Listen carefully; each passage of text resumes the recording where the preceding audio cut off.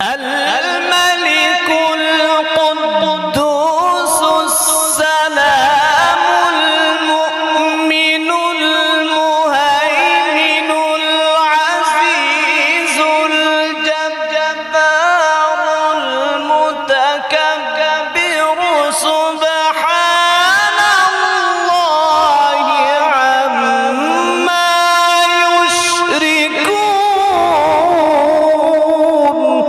لله تكبير لله تكبير ما شاء الله ما شاء الله جميل أحسن الله الله هو الله الخالق البارئ المصور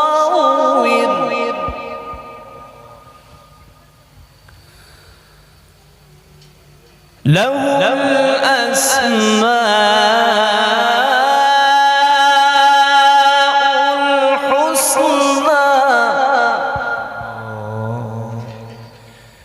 يسبح له ما في السماوات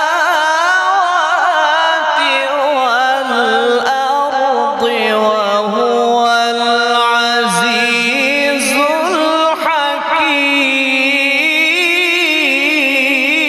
الحكيم الله أكبر الله أكبر ما شاء الله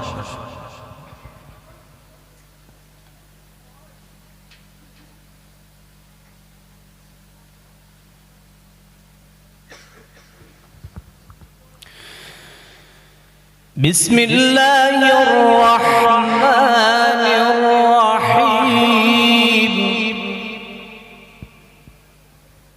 কিসের নিসবতে ভাই আমি কোরআন শেখার জন্য আমি জীবনে কল্পনা করতে পারিনি যে এই দেশগুলোর রাষ্ট্রপ্রধানদের সাথে আমার দেখা হবে তাহলে এখান থেকেই আমি বিশেষ করে শিক্ষা নিয়েছি যে যদি কেউ সত্যিকারের ভালো করে কোরআন এবং হাদিস বা দ্বীনি ইলম অর্জন করে বা কোরআন ভালো করে শিখে তার দৌরাত্ম্য মসজিদ মাদ্রাসা পর্যন্ত নয় বরং বাদশার রাজপ্রাসাদ পর্যন্ত ঠিক না বেটি তো এখান থেকে আমি আপনাদেরকে এটাই মেসেজ দিতে চাই আমি আমার বড়তাই জাহির করছি না হকিকত আসল যে কথাটা তা বললাম এবং যে মেসেজটা দিতে চাচ্ছি তা হচ্ছে আমরা আমাদের সন্তানদেরকে কোরআন শেখাবো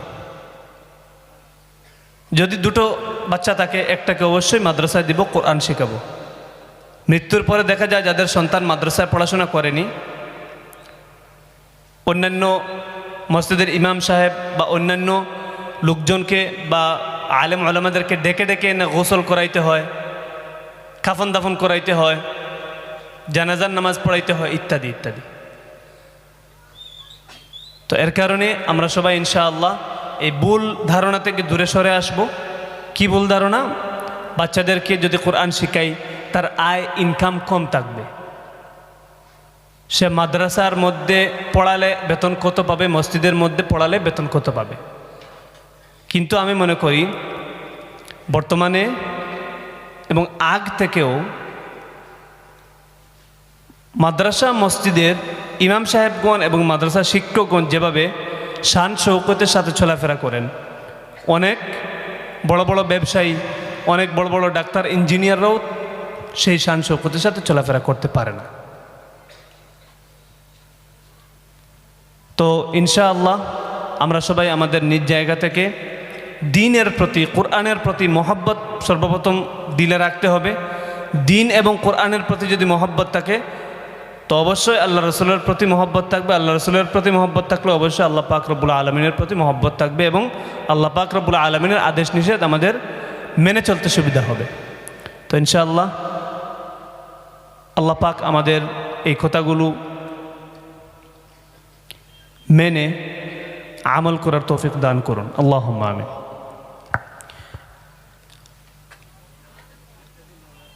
আমি তিলাওয়াত সম্পর্কে আরো দু চারটি কথা বলবো তিলাওয়াত আমরা সাধারণত জানি কারি সাহেবরা লম্বা শ্বাস দিয়ে তিলাওয়াত করে এটার নাম হচ্ছে কিরাত জানি কি না আর মসজিদের ইমাম সাহেবরা নামাজের মধ্যে যে তিলাওয়াত করে থাকেন সেটা কি সেটা সূরা এই বিষয়ে একটু আপনাদেরকে বলবো দীর্ঘ হয়ে যাচ্ছে কষ্ট হচ্ছে আপনাদের?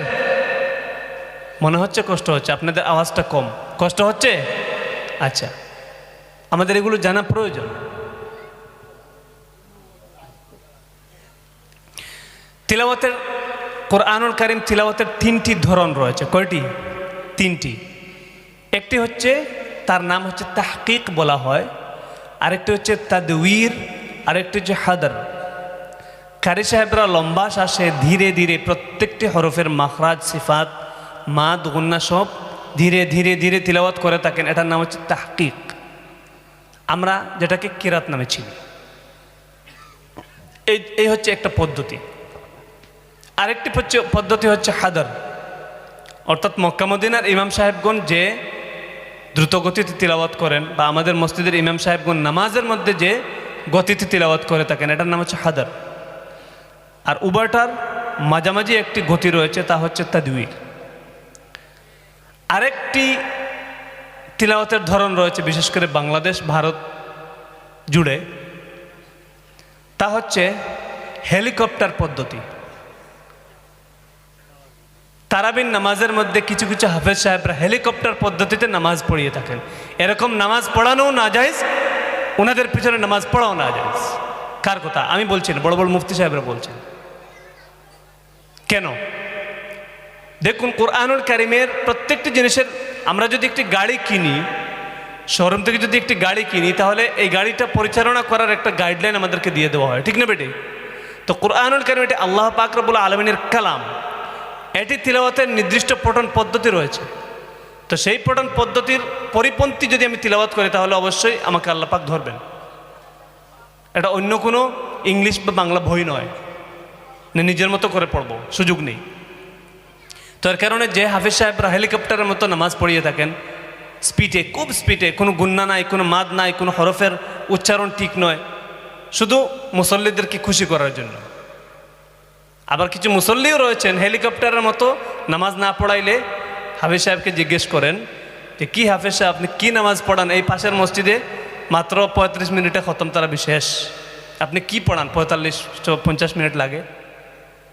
আমি মনে করি ওই আওয়ামদেরকে, যারা এই বিষয়টি বুঝেন না, ওনাদেরকে ইমাম সাহেবদের কর্তব্য বুঝানো যে, ভাই, এই ধরনের হেলিকপ্টার পদ্ধতিতে তিলাওয়াত করা নিষেধ, সওয়াবও পাবো না, উল্টা গুনাহগার হব।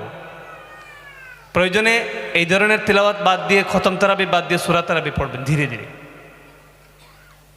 তো যাই হোক, অনেক কথা বলে ফেললাম, আল্লাহ পাক সবাইকে কবুল করুক। ইনশাআল্লাহ আমি এখন তিলাওয়াত করছি।